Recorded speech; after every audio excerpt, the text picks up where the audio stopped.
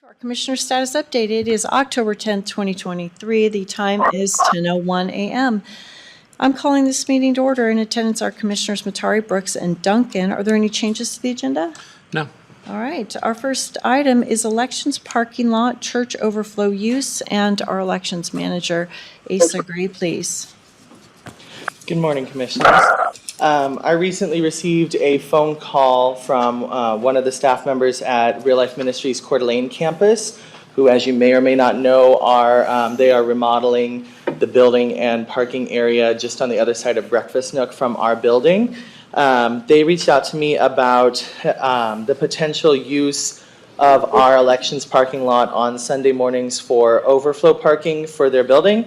They have a decent amount of parking at their facility, but I know that they referenced that they've been reaching out to all the nearby businesses, government entities, whatever it may be, U.S. Bank, to see about being able to utilize that parking lot, mainly specifically on Sunday mornings was the impression I got.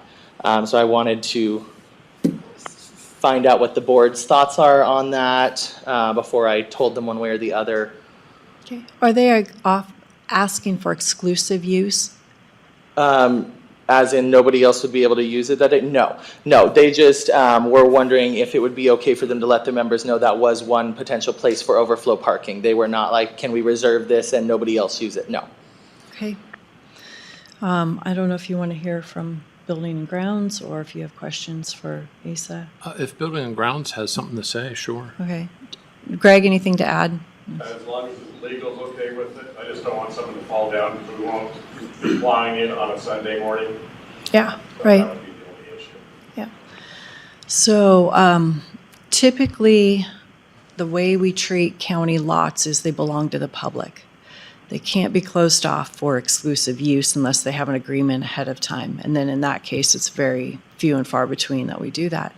So I don't know if, Dave, I'm not going to put you on a spot for legal opinion, but is this something you would suggest that we ask you about? Yes, if you'd like an opinion, I can certainly provide that. Okay. Would you like an opinion? I think it would be prudent, but I agree, I think it's probably a public parking lot, and there's nothing that precludes people from parking there on the weekends, right? Correct. So it's really, I'm not even sure that one would need to make the request to us Right. in that sense. But since we're here, might as well get a legal opinion. All right. So we'll grab that and then be able to respond to them. So thank you, Asa. Thank you. All right, item 2, Coroner's on-call pay clarification, and our Finance Director, Randy Falcon. Good morning, Commissioners. Brandy Falcon for the record. So there was a little bit of a confusion between payroll and the coroner's office on how their new on-call pay is supposed to work, so we just thought it would be best to come to the board and get clarification from you on what your intent was for their on-call. So we're in agreement on, I believe, on the part-time hourly employees. They're not eligible to earn overtime, so they will just be getting on-call pay when they're on call.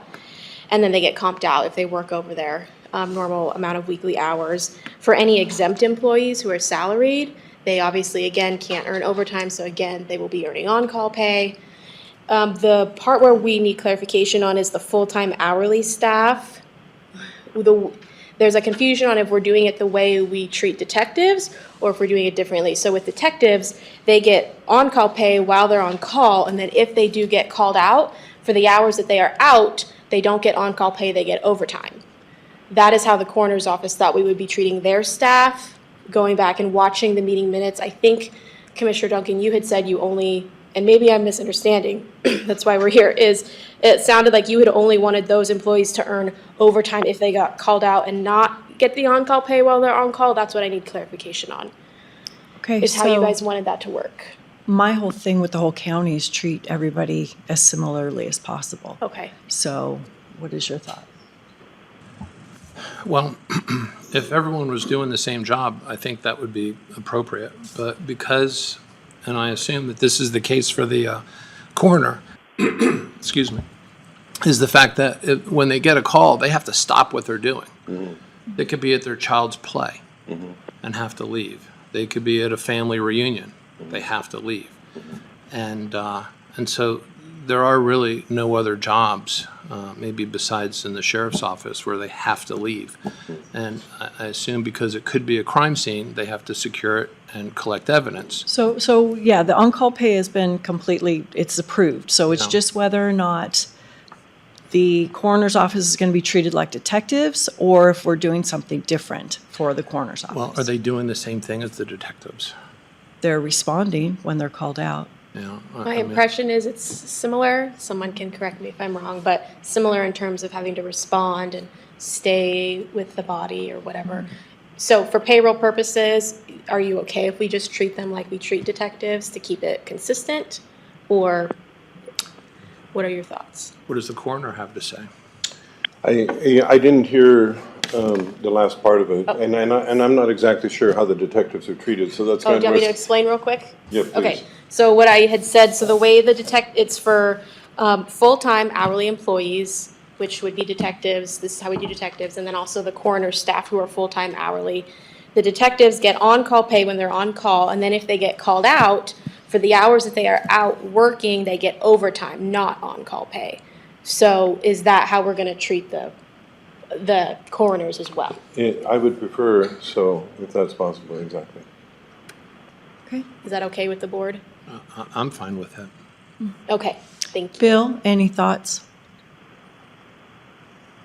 No, you can't. I mean, I think it's a mistake to try to treat everybody, straitjacket people into, all jobs are the same. They're not. And I would look to the coroner's, how he feels about this for direction. Okay, you have your direction. Thank you. Okay. Item 3, fund balance. And this is Commissioner Matari. Yes, so we've been talking about making sure that we can pay for the jail pods, the sheriff's office expansion, as well as the Justice Center. So I thought this would be a good time to talk about where the money is going to come from for all 3 of these projects. And from my understanding, it's not a problem that we will have the money. So I thought this would be a good opportunity to discuss that. Okay. I did notice one thing on the news sheet that Brandy handed out, that the updated KC North estimate does not have soft costs included. Okay, so that, I just got that this morning, and the 802-141, that's, yeah, if there's something that needs to be added on top of that, I don't know that. So if something else needs to be added, please tell me. and I'll- I'm just taking Okay. the soft costs from the original $1.3 million estimate Okay. and moving those forward. They might have changed because some of the other things have gone down, but 146,816. Was the soft cost on the original one? I Yeah. did not know that, okay. Yeah. Which still leaves us plenty of room to fund all 3 projects. You said 146,816, 16. okay. Yeah. So the other thing that I want to point out is not all of this money will come out in fiscal year 24. And of course, here you do have noted that doesn't include the fund balance return from FY23. And is there anything else that you wanted to make note of?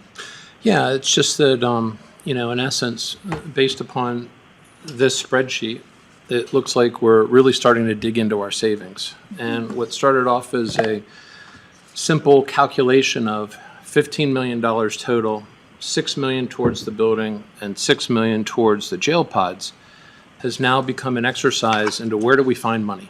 And how deeply do we have to go into the cushion that the county has built for itself? And it sounds like we are now at the point where we are digging into that cushion and we're moving into the what will be. And my only concern about that is that, from a fiscal conservative standpoint, I believe we should definitely make decisions based upon what we have and not what will be coming down the pipeline, because we have no idea. But what I would propose is that we allocate fund balance right now to the jail pod project as well as the sheriff's office expansion. And then the balance of that money would be found for the Justice Center completion. And then we could go through where that money comes from line by line, and make sure that, what we're doing is transparent, because I believe we should be transparent with the public, and explain to them, just how far, if we are going down that route, how far we're going to dig into our cushion of emergency expenses and savings to pay for this project. And so I would propose that we go ahead and allocate fund balance for the jail pod and the sheriff's office expansion right now, and get that out of the way, so that's no longer a variable in this equation. So I'm just getting this for the first time this morning. So I probably would prefer it to be voted on at a different time so I can process all this. And we haven't even gone through line by line. So potentially after we go through line by line, I'd be able to make that thing right now. My intent is fully to fund the pods and the move, and we have money to do it. So that's not my intent, but I would like to have a little bit more discussion. I think we can always revisit it. I mean, one of the beauties about this board is that not only can we agree to do something today, but we can agree to undo what we've done. But this way, and I guess we should start with the budget director, do we have enough money for the jail pod to complete them? So my most recent quote that I'm aware of for the jail pods is the 7.6 million. The Casey North estimate, the newest one that I just looked at this morning, and then I obviously just now found out we have to add soft costs on top of that. So with the numbers as they are right now, I think you would barely scrape by, and you would have to deplete all these other buckets of money that I've laid out. I would like to go through those actually. The clerk and I both worked on putting these together. I made a lot of calls to other departments because for them, these assigned fund balances directly impact their department. So first, there's $1 million in Fund 10 that has been assigned for healthcare expenses. That's just kind of an extra buffer of protection for the county since we're a self-funded health system. We do maintain a fund balance in Fund 14, which is our health insurance fund. So if we were to use this $1 million towards the building and just make it a goal to rebuild it in the future, I think that would be wise to rebuild it in the future, but it is available to be used for the building now. And then we have a portion of money also assigned for grant match in Fund 10 that hasn't really been utilized ever. And so I know that Nick Snyder wants to use about $200,000 for a large boathouse grant that he has coming up. So I've put here $300,000 that we could use for the building. Again, with the goal of rebuilding that in the spring when we have the opportunity. And then I spoke with IT, and they said for FY24 they would feel comfortable maintaining a balance of $500,000 in their assigned fund balance. Again, with the goal of building it back up in the spring, and so that would give $940,000 towards the building. Building and grounds, I spoke with Greg and Tom, and they both said that they would feel comfortable, again, maintaining a balance of $500,000 for anything that they would have come up during the year. Again, rebuilding that in the spring, which would give us $745,000 right now to go towards the building. And then in speaking with the clerk, we still have to go over this with legal, the details of it, but we could move the majority of the fund balance from indigent fund to go towards the building. We would like to keep a portion as assigned fund balance for elections technology. They're working on a 5-year plan. So I've only put $2 million here to go towards the building. So if we were to use all of those buckets of money, so to speak, that would mean we would have to draw $3.9 million from our master plan in Fund 11. And that's obviously, I don't know if soft costs for the building are going to continue to go up, if the final construction price is going to come in lower. The best I can do is just working with what I have right now. And I know Jody sent a new spreadsheet on Saturday. I haven't had time to review it in detail. I don't think there's any significant changes from what I have here, but I still have to review it. So that's what I've come up with for alternative funding sources for the building. I didn't really want to consider at this point dipping into the emergency funds. Definitely not until we know how much we're returning to fund balance after FY23, and we won't know that we won't even have an idea until we begin our audit. after Thanksgiving. So do you guys have any questions on those? Just on the 745, 160, reallocate from IT fund balance per building and grounds. Oh, I'm sorry, that should say reallocate from 5-year plan. Okay. So I guess it looks like they're just switched. Yeah. Because the 5-year plan's up top, but, so that'd be the 5-year plan for IT, then the 5-year plan for building and grounds. Yeah. Okay. Okay. As far as the building goes, we will know on October 17th. And because the contingency has built up in that plan, Boughton is very comfortable and confident that we won't see an increase over that 38 million. Okay. That's a guaranteed maximum price. Is that for the construction or is that for the soft cost? Everything. Soft cost constructions, everything. And that will be contractual? Yes. Yep. Okay, I know there's some anticipated increases from LCA. Obviously, there's all these anticipated soft costs that haven't been approved yet by the board. Yeah. Okay. Yeah, so the $24 million project that just got finished at Hayden Area Regional Sewer Board, they had changes along the way as well, near $300,000 just on the construction portion alone.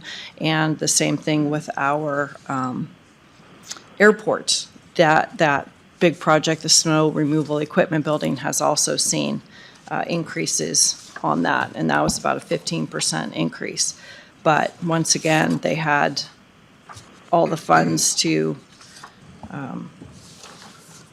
do those, and they weren't approved until the funds were recognized, if that makes sense. And the Harbs project, even though they had a $285,000 increase on construction, they still came in under $750,000 for the total $24 million project. Well, I definitely say that that's optimistic, and I hope that those things carry forward with this project. I think what's been a challenge, at least for myself, is just the fact that I made these decisions in March based upon a $15 million fund balance and a $6 million going towards the building and $6 million for the jail pods. And I know that those numbers would not be presented if they weren't factually supported. And so now here we are having a discussion 7 months later about digging into our savings and not having enough money from the original 15 million. And so this is just where, this is the part that has me concerned. I think with respect to some slight overages on a construction, that's fine. It's the fact that we're digging into our savings so much. And with all the craziness that's going on and the potential for our economy to actually go down, now more than ever, I think the county has to be even more fiscally conservative when it comes to managing its money. But with that said, I do believe we have to complete the jail pods. We should do it now. And we bought this building, the county did, up in Hayden. And so the best use we found for it so far is to expand the sheriff's office there. And so I would recommend that we allocate a certain amount of fund balance to that right now. And then we can have the discussion about which of these accounts we want to dig into to complete this justice center. And if we know that it won't go past the 38 million and it's contractually set that way, then we should be fine. We shouldn't be worried about additional expenses and being caught flat-footed, I would think. And so I would propose that we put $9 million towards the jail pods, which would include a 20% overage. And given the fact of how things have gone over from initial projections and proposals, I think that's reasonable. Excuse me. And then we would put $950,000, allocate that from fund balance for the sheriff's office expansion. And then after that, we can have a meaningful discussion about the funds for this justice center. Okay, are we having that discussion a different day then? Or we're having that? I think we should just go ahead and allocate the fund balance right now. We've been talking about completing this project since the very beginning. So, and, okay, just so we're clear, we're allocating the fund balance is what we do every March, and that'll be done in a resolution next week, right? We're just So redoing the in process in the again? spring, we bring forward a resolution for the new fiscal year. You can, if the board wants, they can make a motion of the money in the master plan. 9 million is set aside for the jail pods. You're able to do that. Okay, so then, because it's only 7.6 right now, and you're increasing it to 1.4, that is still within this line item right here. Because I only see 0.6 from the master plan remaining and those two. If, Brandy, if we put 9 million towards the jail pods and 900, 50,000? Yeah. From the sheriff's office expansion, 9 million for the jail pods and 950 for Casey North. yes. So 9.9 million, so if we were to dip into the master plan, the 3.9 million for the building, we wouldn't have quite enough left in Fund 11 to cover the pods and KC North. You would be about $900,000 short.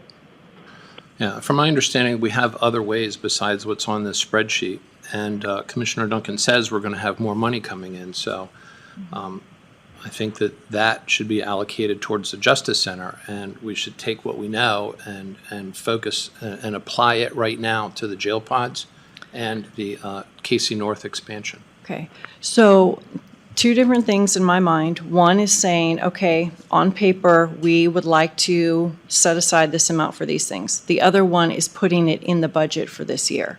So you're not advocating putting it in the budget for this year right now. You're just saying we want to set aside those funds. We're setting them aside to not be touched for the Justice Center project, that they're being set aside for the jail pod completion project and for the Casey North expansion.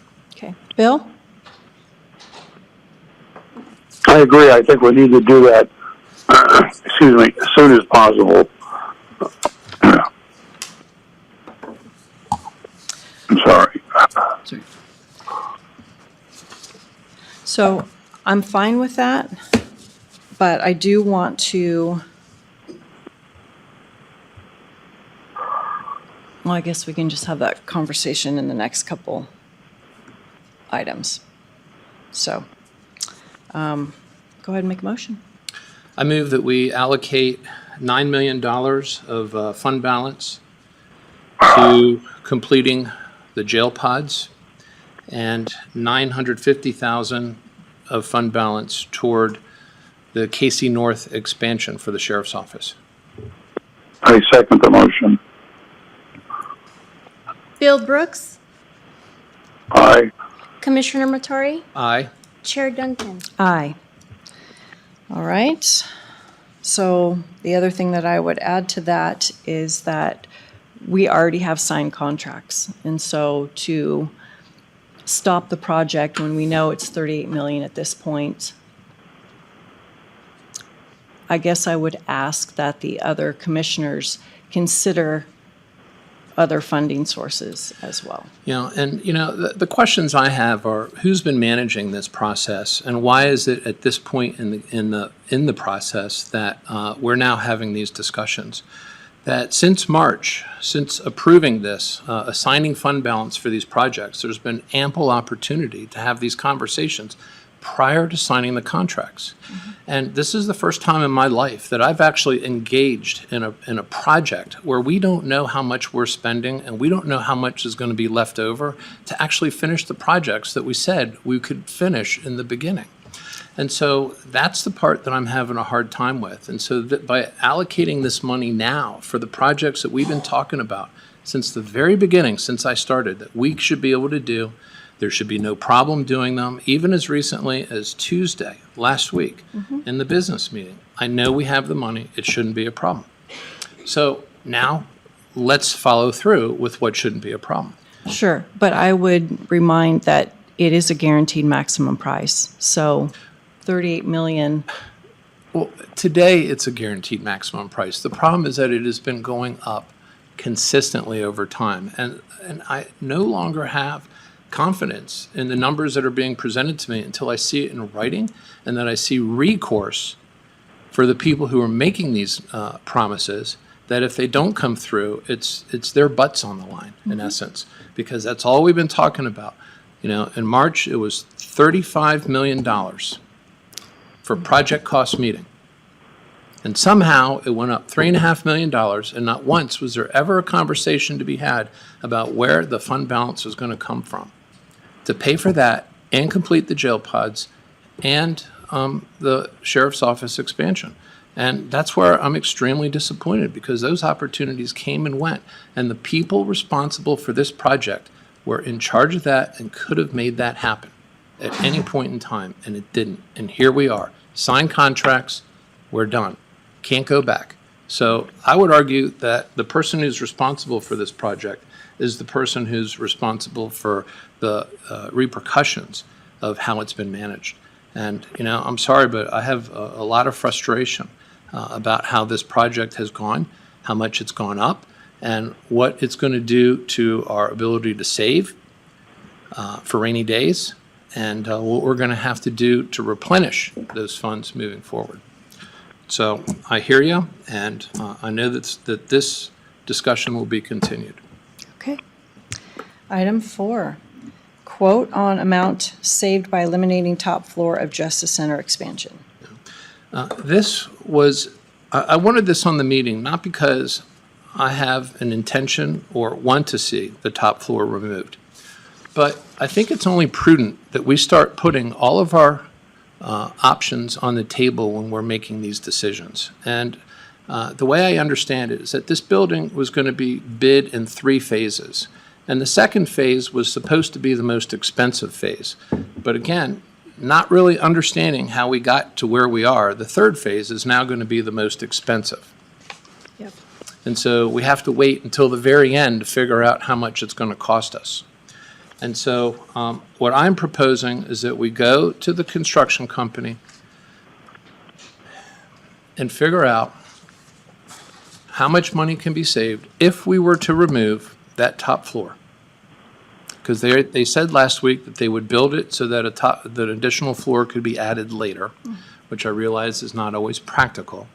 However, I think it should be looked at as another option when it comes time to making our final decisions.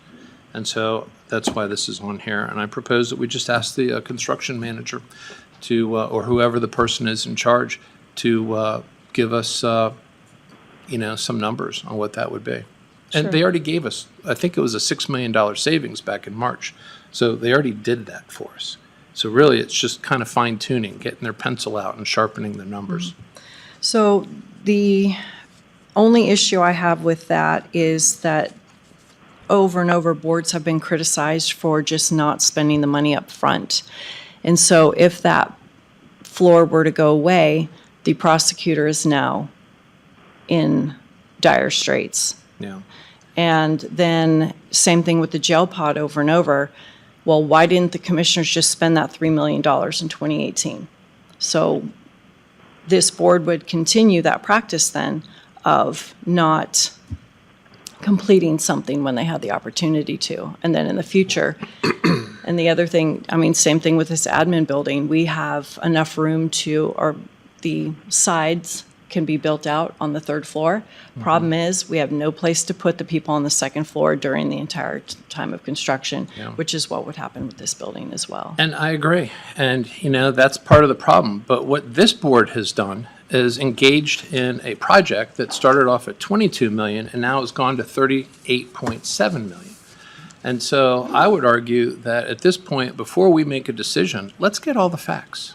Let's get good information so we can make good decisions. Because I can say that I believe I made a bad decision in March based upon bad information, which was $6 million of reserve fund going to this building and another $6 million going to the jail pods. And right now, we have a $7.6 million bid to complete the jail pods, but my decision was based upon $6 million that was given to me.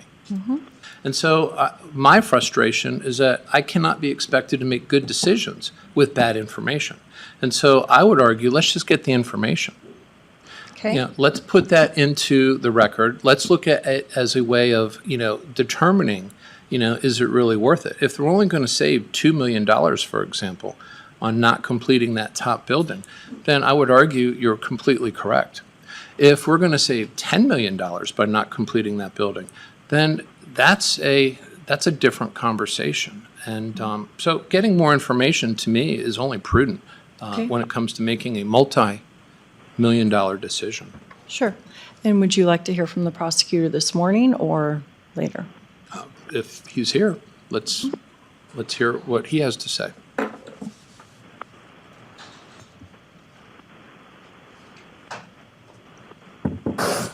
Stan Mortensen for the record, Kootenai County Prosecuting Attorney. I can give you the long version of the short version, but basically not building the top floor would devastate my office. I can give 99 reasons why. I don't know if the board has that time today, but to cut to the point, if we're talking about options, which is what I've heard, if we're talking about gathering information, I just don't think that this should be the only option. I've heard mention that we could talk about what it would cost to build the top floor, just not move everybody in right away, finish it later like we did with the jail pods. I've heard talk about just gutting the fourth floor, the top floor. If gutting any floor is an option, I think we should consider gutting all the floors. I'm not talking about not building the building. I'm talking about why not gut the second floor or the first floor? Why does it have to be the prosecutor's floor? I think we should consider all options if we're going to consider any option. And that's my main argument here is I just don't think this should be the only option. I would imagine the court system would come in and say, well, not building one of their floors would devastate their facilities as well. I'm not saying we should gut their floor. I'm just saying if we're truly considering options, if we're truly looking for all the information, we shouldn't limit ourselves with just gutting the top floor. Would the board like me to go on for probably 10 or 15 minutes and explain how it would hurt my office? Well, okay. Our choice, the way you're framing it here, is a choice between gutting your floor and your office versus gutting our savings. Well, no, not necessarily. Okay. I mean, So- I think one of those court floors is going to have 2 courtrooms, and the other one's going to have 1 courtroom. What's better, to gain 3 courtrooms and no prosecutor's floor, or to gain 2 courtrooms and a prosecutor's floor? Well, and I understand. And the problem for me is that I don't build 30, 35, $40 million buildings all the time. And I'm newer to this process as far as all the different pieces here. Now, taking the top floor off doesn't mean that you don't have an office. It just means that one of the floors that was going to be allocated for use may not be allocated for use. We've had the discussion, and I agree that, if we're going to expand the sheriff's office to up north, there will be space available. And, one of the questions that hasn't been discussed is what happens if we convert some of that space into courtroom space. We do have a courtroom up there. And so, again, it's not that this discussion is to figure out how to gut the prosecutor's office. This discussion is how to avoid gutting our savings and then determining how best to use the resources that remain if the board, and hopefully with the other elected officials participating in this process, decide that we just can't draw our fund balance down to that degree to complete this project. But I think that the automatic assumption is that the prosecutor's office is going to be the one that suffers. And I agree with you. If there's going to be 1 floor with 1 courtroom, maybe we should look at that too. Maybe we should look at what the extra space at the sheriff's office. But we've never had that discussion as long as I've been on this board. And the part that where my frustration lies is the fact that we really don't know. We haven't known recently until apparently today that it won't go past 38 million. We haven't known where that total dollar amount has been. It started off at 35 million in March, went to 38.2 million on September 22nd, 38.5 million on October 3rd or 2nd, and then I think it went up another 100,000 between a week ago Monday and Thursday.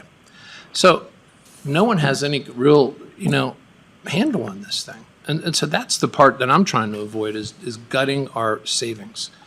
But I agree with you, and we should have a conversation. Now, to not have this additional information in our decision-making process, I think is not a good approach. But I'm going to leave that up to you to a degree, if you really think we shouldn't have this information in part of our decision-making. I never said that. I think we should have the information. But Okay. I also think we should have the information as to what each floor costs. Yes? I want to know how much the basement costs to build. I want to know how much the first floor costs to build. I want to know how much the second floor costs to build. I want to know how much it costs to build the top floor, the Yeah. proposed prosecutor's office. If we're trying not to deplete savings, we should maybe go after which floor is the most expensive to build. And you know something? I've never been involved in a project where we broke ground and didn't know how much we were going to spend. And that's the problem I have, is that we have broken ground and we don't know the answers to your questions. And so I guess we have to wait until the Phase 3 bid comes in, Stan, and that's the part that's frustrating for me. I don't want to be in this situation. I agree with you, and I don't envy the board's decision, but all I've heard is I think we should talk to the builders and get a quote without the top floor. I'm not saying we shouldn't do that, but I think we should get more than one quote. Let's get a quote without the first floor, let's get a quote without the second floor, and let's get a quote without the third floor. Because if we're truly seeking options and we're truly seeking information, we shouldn't limit ourselves to just the top floor. That's all I'm saying. Well, with that said, I couldn't agree with you more, because I understand now what you're saying. So I agree with that. And so we should go to the contractor and ask them. And it might be a little late, but I also think we should maybe re-examine what other projects we're funding within the county. It doesn't have to be limited to how do we save money with this building. Maybe we should build the entire building and re-examine some of the other projects the county's engaged in. Yeah, well, the only other projects that I'm aware of that are significant that would involve a large sum of money today is going to be the jail pod, completing that, and the sheriff's office move. And all along, I've been told that the jail pod shouldn't be a problem, that we have the money, and that the building will come in less expensive. Well, it's not my job to point to any project and make these decisions. It's the board's decision, and I know I'm stating the obvious. Again, all I'm saying is that gutting my floor would devastate my office. I can't continue to exist and do justice to the citizens of this community in our current living conditions. If we're seeking information and we're seeking options, we shouldn't limit ourselves to one floor. That's all I'm saying. Yeah, I understand, and I agree with you, and I think you make perfect sense. So let's see if we can't get quotes for what happens if each of these floors is gone. With the basement, I don't know about that, but. No, that's all I ask. Okay. All right. Anything on that? Commissioner Brooks have any thoughts on this, or? Bill? Yeah, excuse me. I think we should have all the options possible without getting into minutia. And by going first, second, or I think it shouldn't be too difficult to lay that out in terms of what would be saved if we didn't do these things. And in addition, whether or not we finish the floors, there's another permutation here that we should consider. This is Stan Mortensen on the record. May I just bring up one other idea? I totally agree with the board. It's kind of hard to finish a top floor because you have nowhere to put the people under them during construction. It might be easier to just build the shell of a first floor because everybody up above should be able to keep working while the floor below them is finished. I don't know if it works that way, but if it's difficult to finish a top floor because of who's under them, should we look at how do we finish a bottom floor when everybody's already above them? That might be an option as well. Well, I think that this is definitely a discussion where all the stakeholders should participate, and that especially includes your office. Unless Commissioner Duncan is 1,000% confident we have all the money we need to complete this project, I would propose that we look at least have more information, good information, to make sure that we make the best decision at that time, at the last possible moment, to avoid spending millions of dollars and losing them because we've signed contracts, but so that we make this process transparent to the public so they understand what decisions we make and why we make them.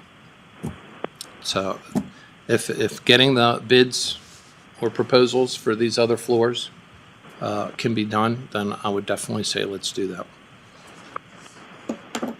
Okay, who would you like to task with that? Well, who's in charge of this project right now on the board? Okay, so you'd like the liaison to reach out and do that. Well, no, my question was who on the board is in charge of this project? Well, yes, I've been the liaison for this project. Okay. So, All right. Well, then I would have you do that. okay. So.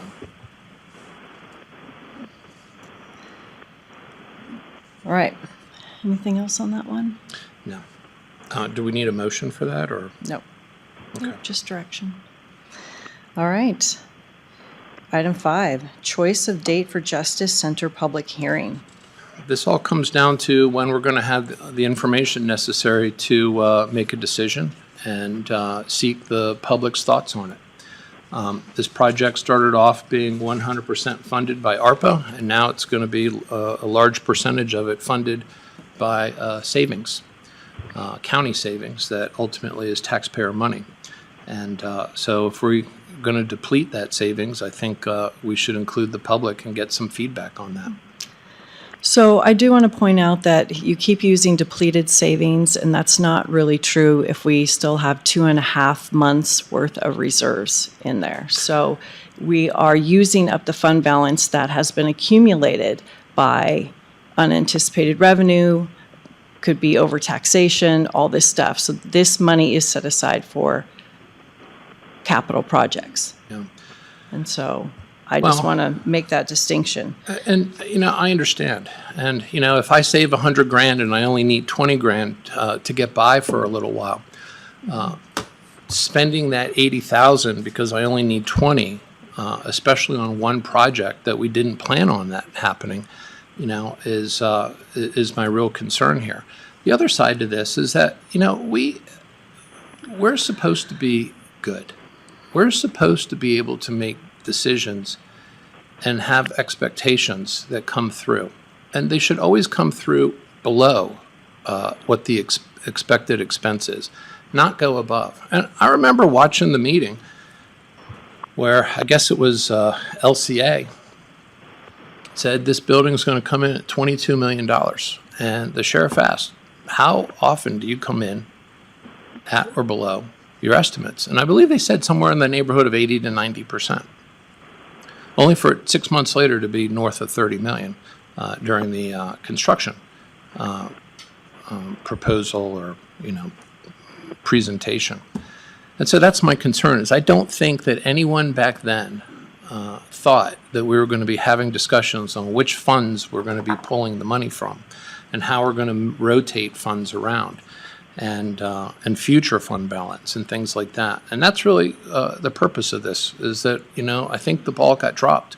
And I think that, if I'm going to make these decisions, I want to at least get the public's input before I start saying yes to these projects that are going way past what we initially discussed, especially in March. March is the focal point that I have. It is the statement that I used, the 6 and 6, is what I used to think that everything would be okay and that we should proceed. And Commissioner Brooks has been against this building all along. And like I said last week, he is becoming right about it. And I don't believe there's anyone that wants him to be right about it, not because for any other reason than the amount of dollars we're talking about. And that's really why I want to have feedback from the public on this. Okay, so will we have feedback on the public for the jail pods as well, since that's going 9 million? So that's a big chunk of savings as well. I think we should have that. I think if you want to have a public hearing on it, we should talk about where all the money is going. Should we continue? Should we expand our jail knowing that it's past the functional limit every day for the last year, and that this place has grown so much. And we know that growth is the highest direct corollary to jail population. I definitely think that should be included. And I think we should also, if you want, we could include the sheriff's office expansion, because, the previous board bought a building in Hayden, and, we should find a use for it, a good use for it. And the best use that so far has come up while I've been on the board is to expand the sheriff's office up there. So I agree. Let's hear from people about all the big projects. So are you wanting to have the hearing before we have to make further decisions on the building, meaning that it will cost money and delays? Well, are you framing it that if we have a hearing, that it'll lead to delays and it'll cost money? No, not if we have the hearing sometime this week, or Monday night would be the last time before we have to make decisions on Tuesday to not incur any further delays and expenses. Well, then, something, we should have a hearing on Monday, and we should explain to people that the reason there's not enough time is because if we change course now, it's going to cost you even more. So I agree. Let's do it Monday.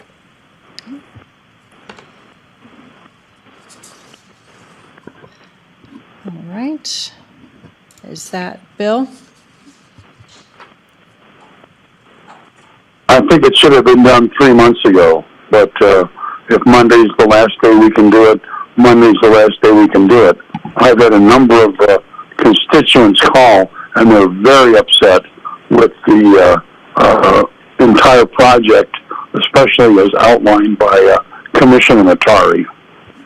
And I agree completely. And I hate being correct in this, but I'm afraid I'm going to be correct for a lot longer down the road when we keep pushing up the amount. I don't care. I want to see the contract that says that they can't charge more.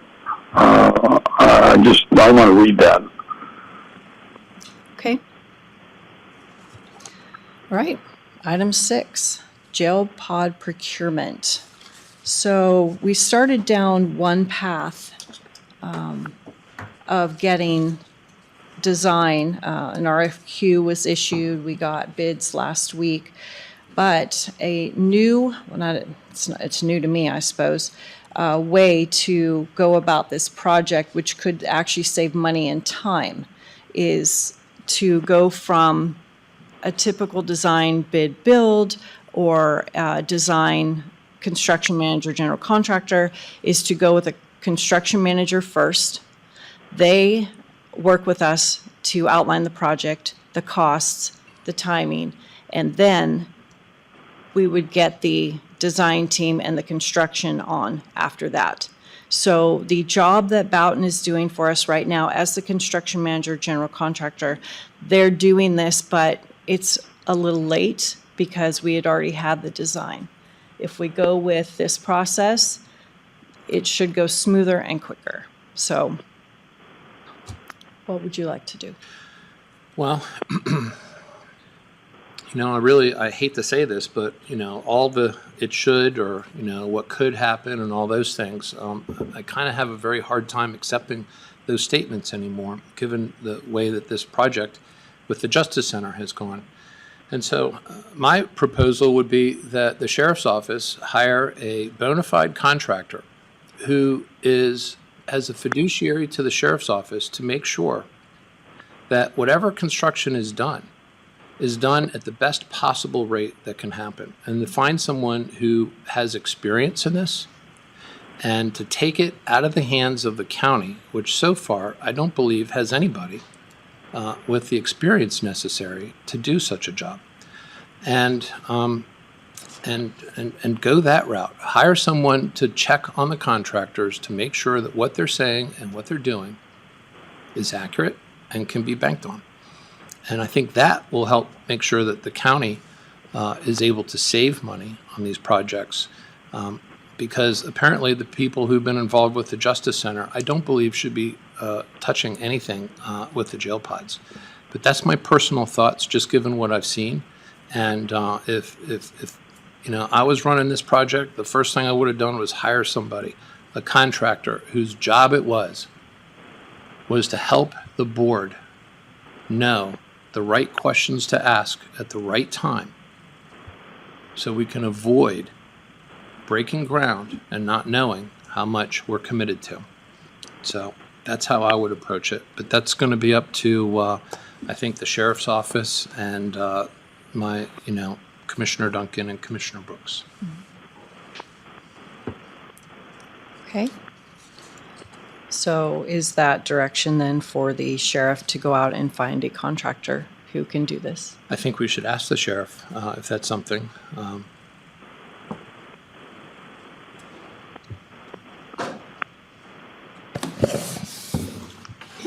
Yes, we believe that we would be able to handle the construction and all of the build-out better than what's been displayed so far. A contractor or just your department?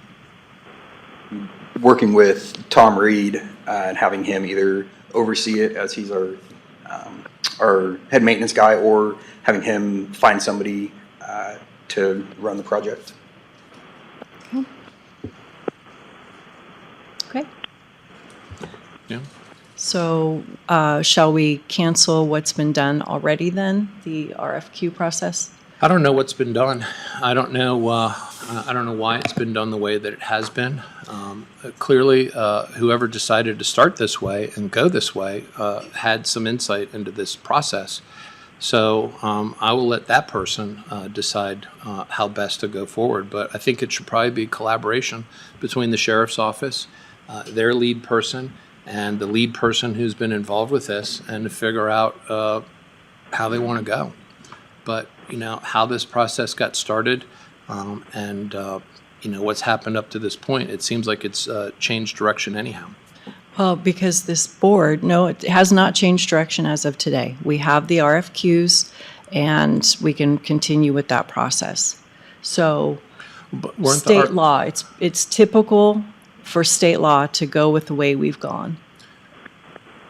Okay, so the RFQs were based upon the design, right? Yes, and the jail was involved in that process. And now you're saying we shouldn't go that way, we should go construction first. So we're changing that. Yes, because it was pointed out to me that, and have we had a facilities director, then it would have been run through them.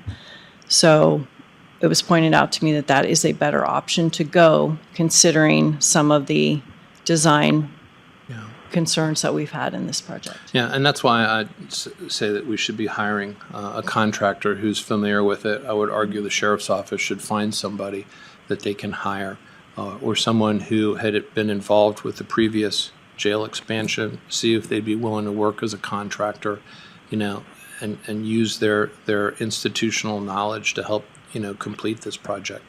I'm sorry, I just don't know enough about the details of your question with respect to the construction, which way to go. I just don't do this normally, and so, Sure. I And can't I answer understand that. And we could actually have a presentation on the different options if you would feel that helpful. State law requires that we go out to bid for certain things, and so it would have to be determined which way this is going forward, and if it would be considered professional services versus a contract, and that would be a question for legal. Sure. Well, if the sheriff's office feels comfortable managing this process, then I would assume they could work with legal directly and figure out what makes sense. That'd be great. That'd be great. Okay. All right. With that, well, Bill, anything to add to that? I do not.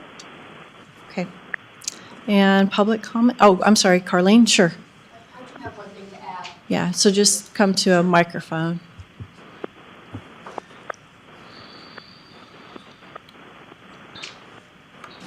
Good morning.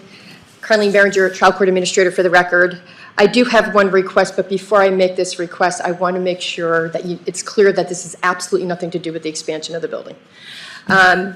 When I was preparing my fiscal Idaho Supreme Court fiscal 2025 budget, I approached the board.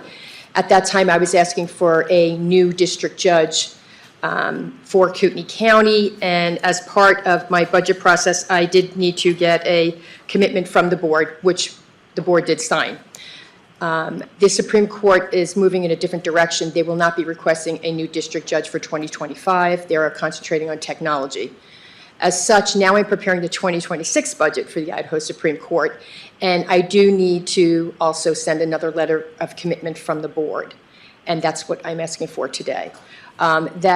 That judge would be residing in courtroom 14 over at the Juvenile Justice Center. They already do have a clerk, and we don't have a dedicated court reporter for that judge, but there are court reporters working with them. We also have remote capabilities. The only thing that we would probably need would be a staff attorney for that judge. And then the staff attorney is county funded, but the court reporter is state funded? Correct. Okay, and then this would actually be taking the place of 2 traveling judges, so we're not actually adding a body? Correct. Right now, Judge Duggan from Shoshone County comes down to do our felony caseload, and then we have help from Bonner County. Judge Jensen comes down to do some civil cases, but primarily it's felony cases. So then Judge Duggan would take care of her own caseload in Shoshone County and Benewah County, which is growing, and then Judge Jensen or any other judge would just stay in their resident county and do their work. If there was a situation where a disqualification did occur, and we were not able to appoint anybody or from this county, then we would reach out. But that would be the primary chambers for the new judge. So thoughts on that? I take it that's just something we're going to have to do. We're going to have to address and deal with this, right? Correct. Yeah, so. It's just getting to the point where our judge in Shoshone County is spending so much time here that, it's difficult for her to spend time doing what she needs to do in Shoshone County and Benewah County. Their populations are increasing. There is more crime there. She's scheduled for a 2-week trial in Benewah County, a 2-week trial here. Yeah. It's just getting very complicated. Yeah. Plus the drive time presents a problem.